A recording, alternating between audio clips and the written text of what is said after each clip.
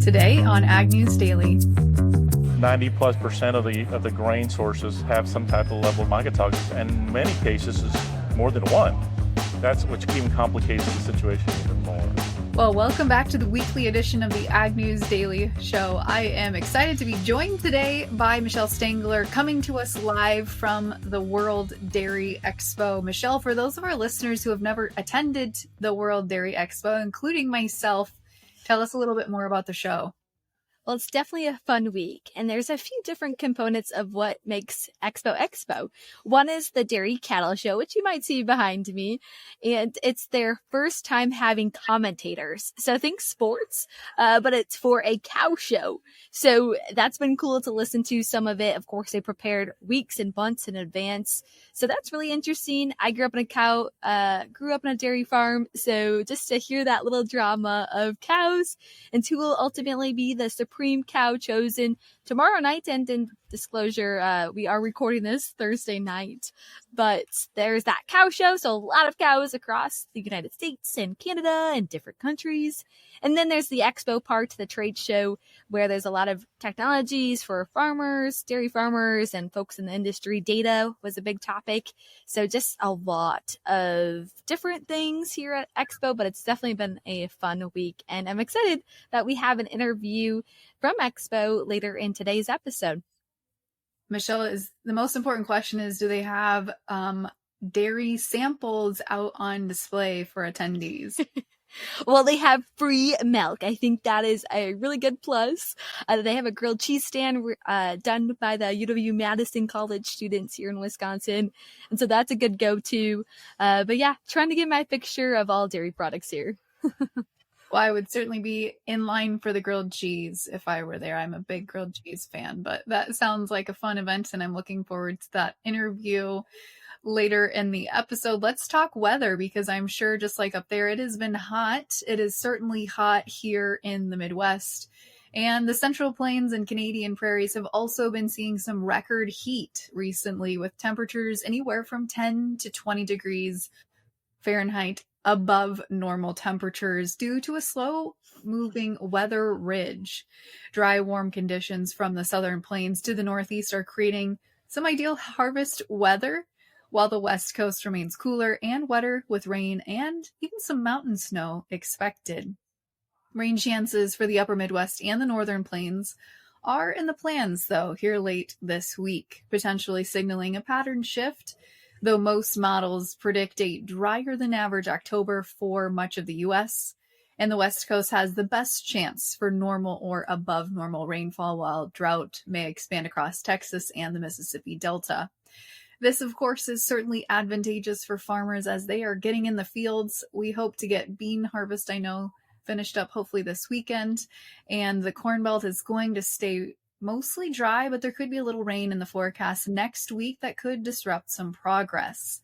The wheat belt also should see some improved soil moisture for their winter wheat planting, and the La Nina pattern is expected to influence late fall and winter weather. A possible tropical storm threat looms here in the mid-October in the Gulf and the Atlantic, but overall dry, warm weather is aiding harvest, and a cold front with showers this weekend may bring some delays, but overall the central and southern plains remain mostly dry. Through the weekend, we could see some rain, and that should help benefit that winter wheat country as well. So all in all, it seems like a pretty good weather pattern for where folks really need that.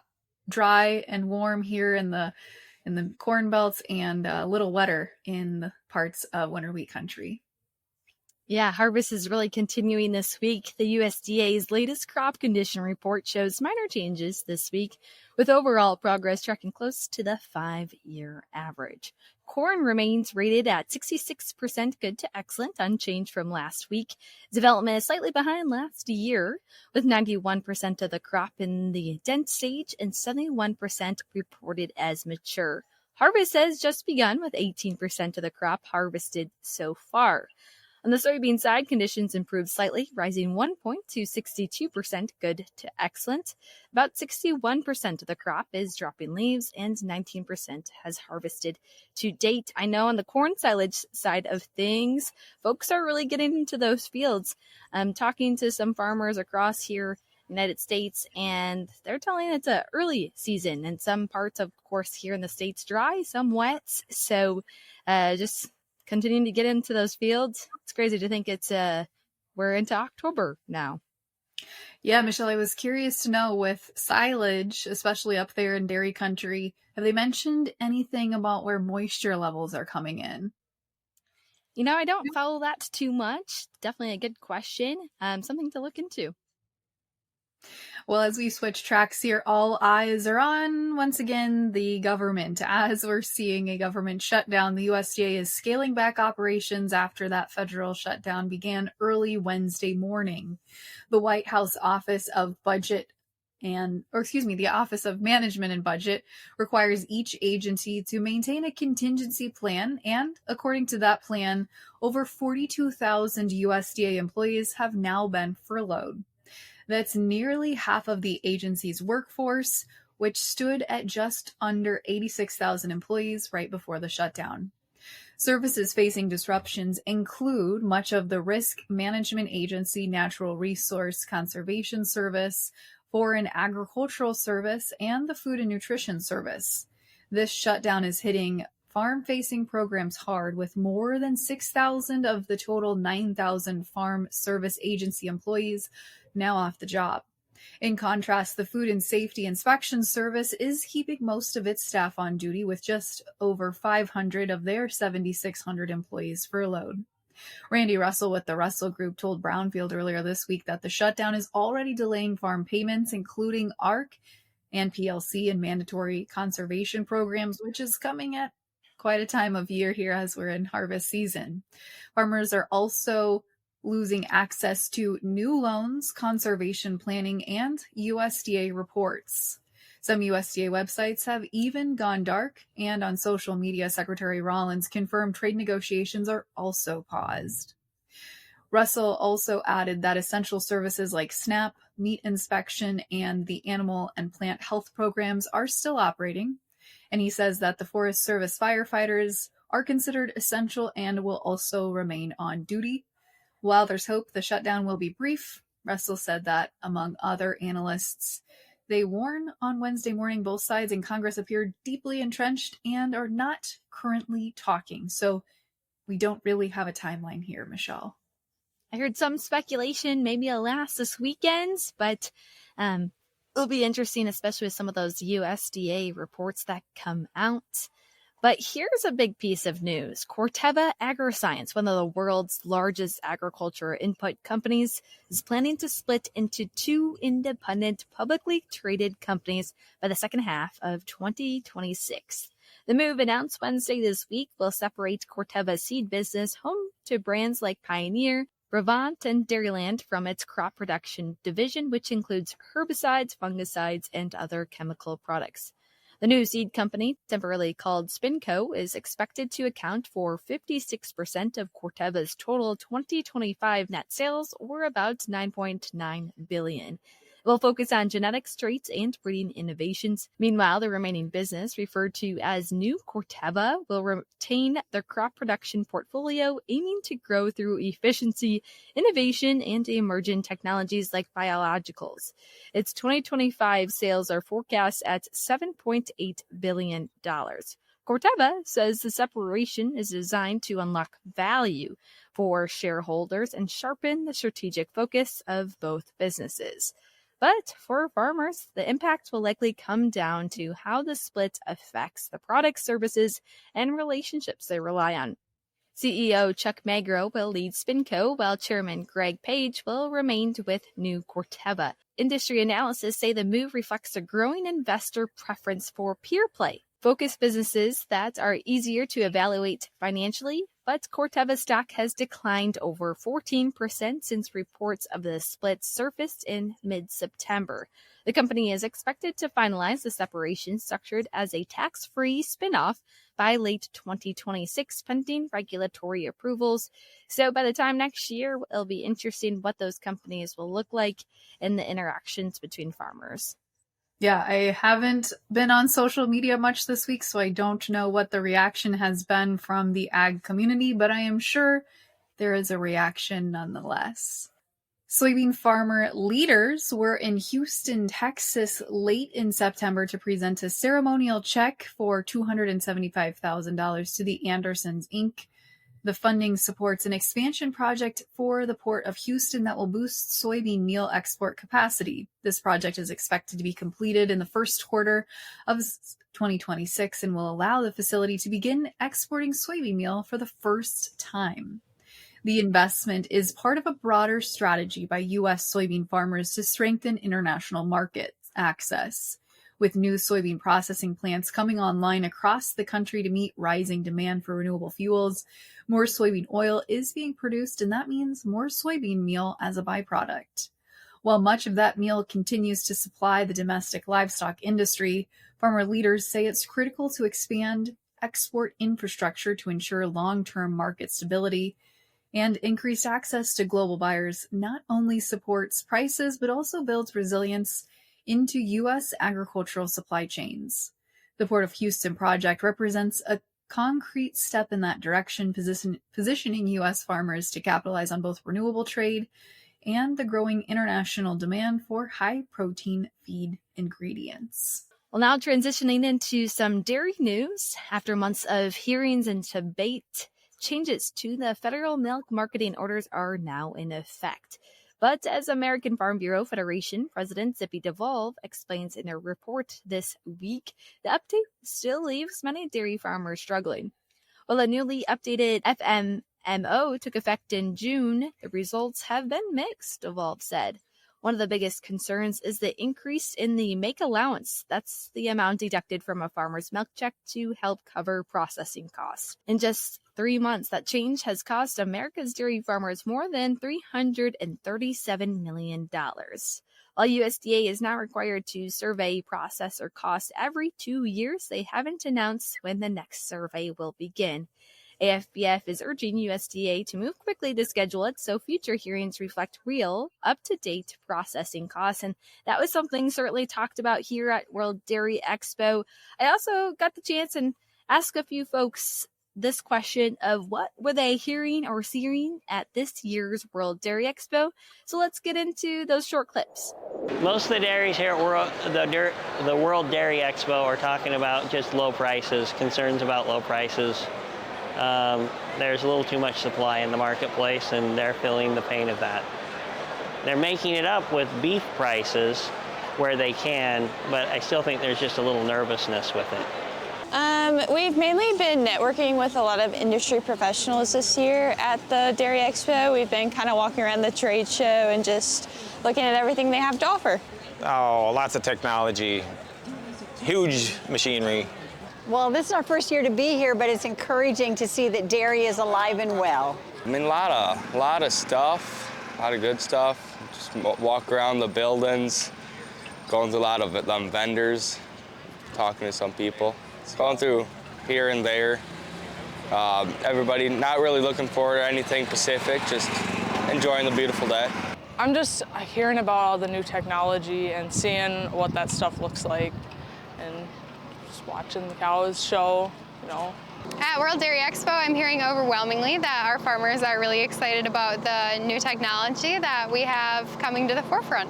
As we look at farm bankruptcies, farmers in the Federal Reserve's 9th District are experiencing increasing financial stress, according to the latest Ag Credit Survey from the Minneapolis Fed. Over the past 2 years, farm incomes, of course, have declined and financial conditions have worsened. And North Dakota lender commented recently, farmers are suffering this year. If it's prolonged into 2026, we could see many farms fail.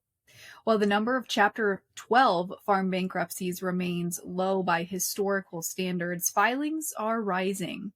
In the first half of 2025, 181 Chapter 12 bankruptcies were filed nationwide, which is a 57% increase compared to the same period in 2024.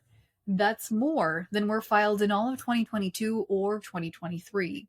In the 9th District alone, 9 farms filed for bankruptcy in the second quarter.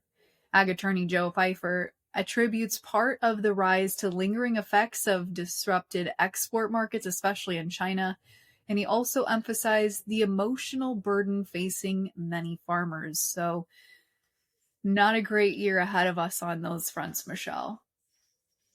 Yeah, and as we look at turkey producers, there was a recent report from the USDA released late last week showing turkey production in the U.S. continuing to decline, with 195 million turkeys forecasted here for 2025, a 3% drop from 2024. Since 2016, production has trended downward, with the only notable rebound occurring between 2022 and 2023. The top 6 turkey-producing states accounted for 68% of total U.S. output in 2025. Minnesota remains the top turkey producer, holding steady at 32 million birds. North Carolina followed here with 28 million, a 4% increase from the previous year. Arkansas, though, saw a significant 12% drop to 22 million turkeys.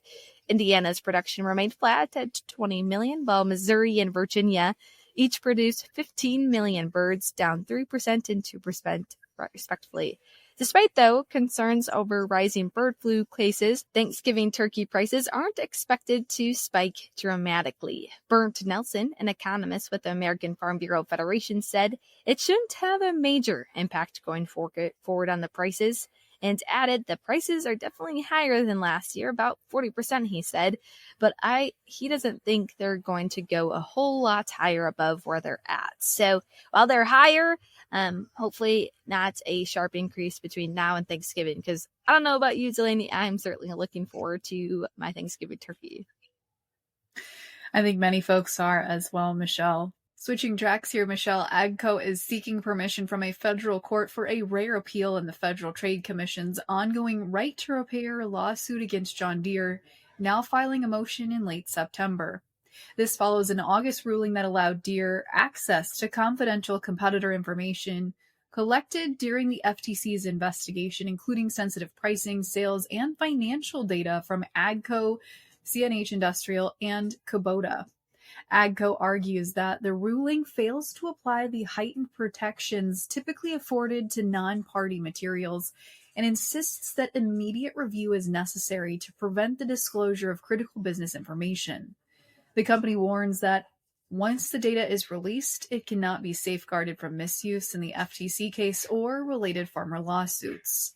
According to Farm Equipment Magazine, this appeal would be heard by the U.S. Court of Appeals for the 7th Circuit, where AGCO aims to establish clear legal standards for the release of government-held competitor data in antitrust cases. John Deere has pledged vigorously to defend itself in this matter. Well, here's some good news for the cattle industry. The U.S. Food and Drug Administration has conditionally approved Zoetis' new injectable treatment, Dectomax CA1, for preventing and treating New World screwworm infestations in cattle. The product treats larvae and prevents reinfestation for 21 days. It'll be available starting in early 26, they say, with a 35-day pre-slaughter withdrawal period. The approval covers beef cattle, female dairy cattle under 20 months, pregnant beef calves, newborn calves, and bulls. FDA Commissioner Marty Makary emphasized the urgency of this approval, calling it the first in the U.S. for New World screwworm, and underscoring the agency's commitment to advancing critical animal medicines. The conditional approval allows immediate use, while additional data is collected for full approval. Timothy Schul, acting director of the FDA's Center for Veterinary Medicine, noted the drug is safe and expected to be effective. The product contains the same active ingredient as the fully approved Dectomax used for other parasites in cattle and swine. U.S. Agriculture Secretary Brooke Rollins called the approval a victory for our producers, highlighting USDA's commitment to protecting animal health, strengthening the farm economy, and rebuilding the beef industry. And I know it may have moved markets a little bit here this week, too. Well, we're certainly going to talk about that here in a little bit, Michelle. But before we do, as we talked about earlier, you are at World Dairy Expo this week, and you got to catch up with some exciting folks, one of which we're going to be hearing from this week on the podcast to talk about mycotoxins and more. So let's get into that interview. Well, we're here at World Dairy Expo with Dr. Aldo Rossi with Amlan International. And it's an international show here. Yeah. A lot of cows, a lot of enthusiasts. But first, why don't you tell us a little bit about yourself and your company? Yeah. So my name's Aldo Rossi, and I'm the Director of Veterinary Services for Amlan International. We're one of 6 divisions of oil dry, based here in the United States. Sorbent mineral is our business. And Amlan International has several products on our portfolio that help with animal health. Now, mycotoxins is something that you're really looking into. Tell me about the brief overview of what are mycotoxins.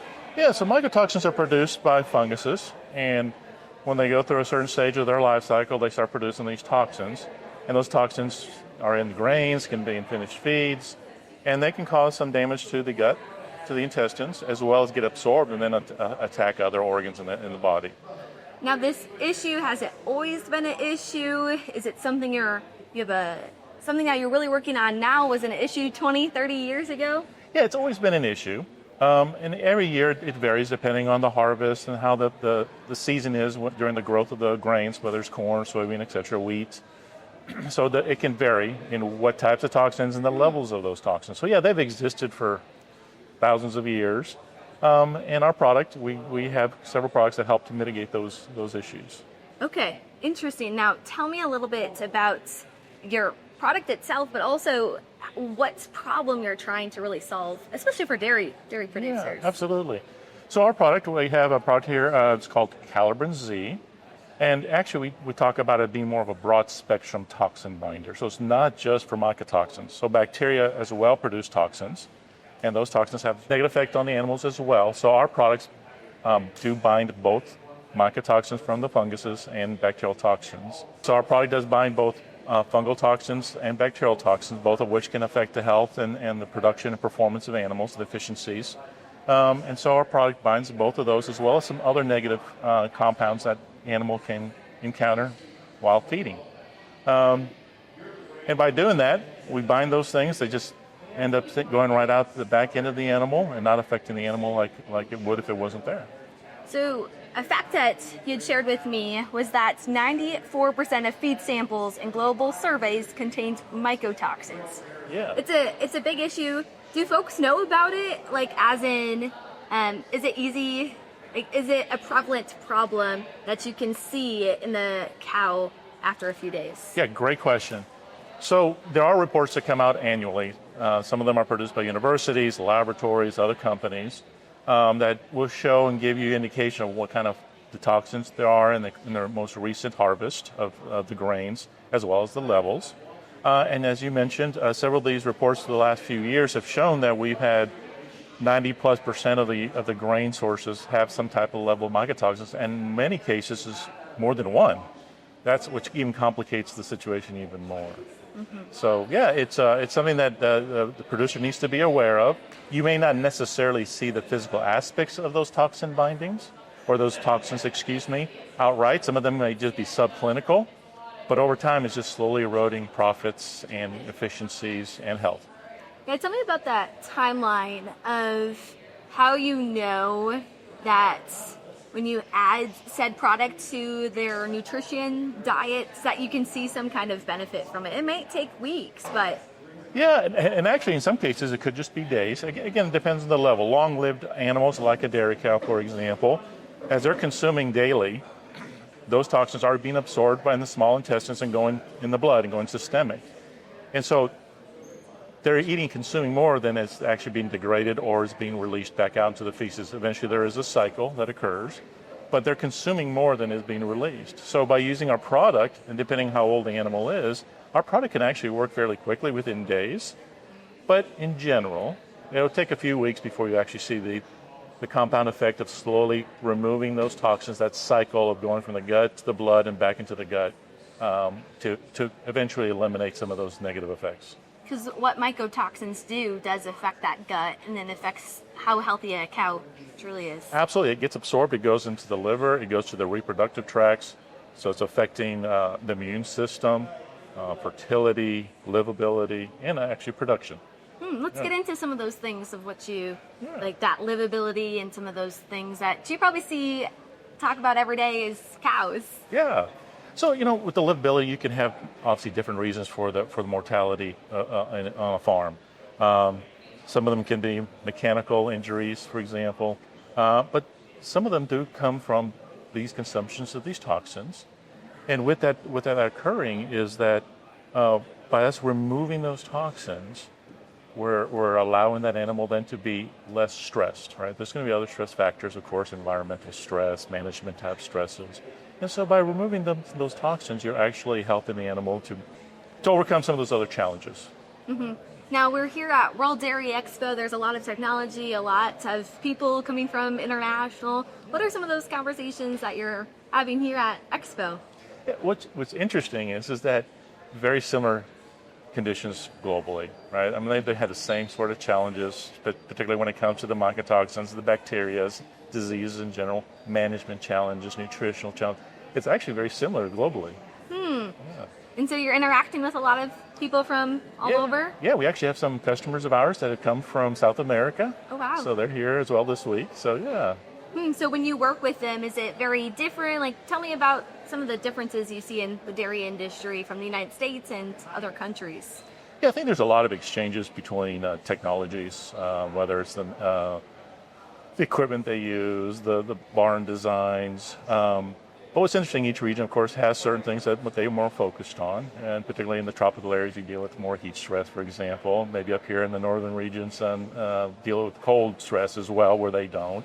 Some of those discussions are very similar, and there's actually great exchanges. Some of our customers actually went to a local dairy, and they spent all day with there, and again, they were just exchanging thoughts and ideas about common challenges, again, nutritional stuff, the management, the health of the animals, the different breeds, etc. So it was quite interesting to watch that exchange. Now we talked a lot about mycotoxins and the people that you work with, but tell me a little bit about your background and how you're connected to the dairy industry. Yeah, so, well, I'm a veterinarian by training, so graduated in the early 90s. Most of my training was more focused on the poultry industry. But here recently, been with Amlan International for about 3 years, a little bit over 3 years.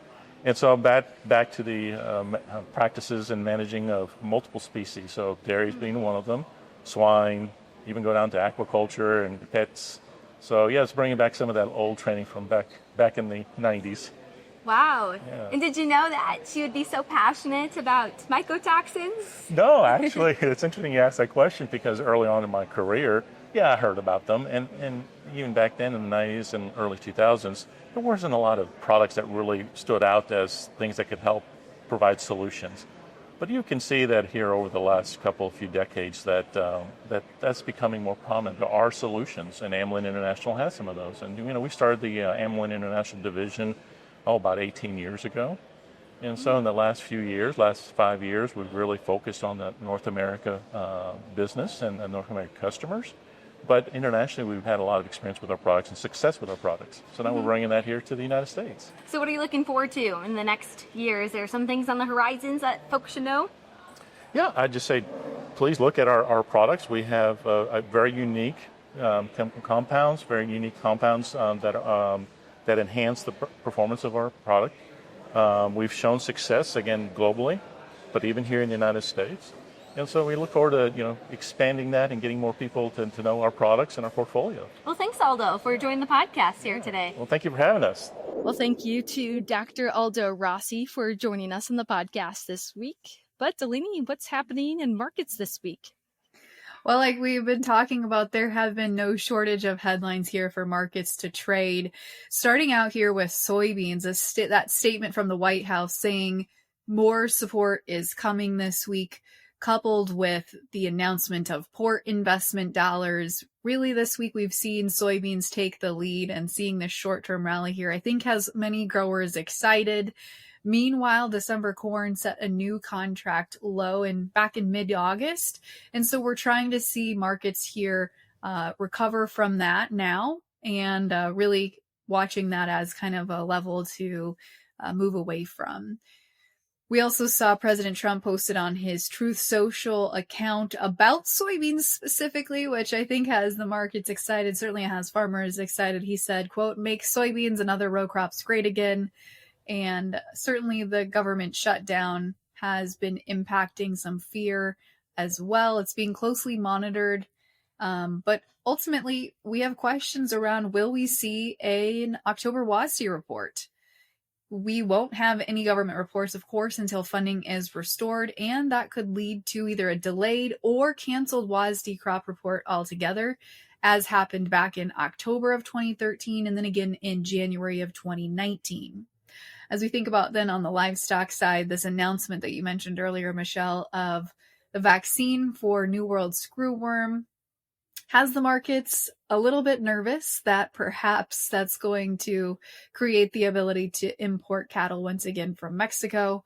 And that's been weighing on the feeder cattle markets, especially feeder auctions, with sales reported anywhere from $10 to $20 lower than a week ago on some lighter demand action as well. But that's a look here at some of the market action for this week. Well, it's definitely a busy time. We're into October. You said maybe you'll finish soybeans this weekend. Any idea of where those soybeans will go demand-wise? It's hard to say, but definitely not to China, it seems like. So. But as folks are in the combine harvesting, they can stay in tune for the news with us all harvest season long. They can find us on every major podcasting platform and, of course, on YouTube. And they can find us on all major social platforms. But what do you say with that, Michelle? We let the people go. Let's let them go.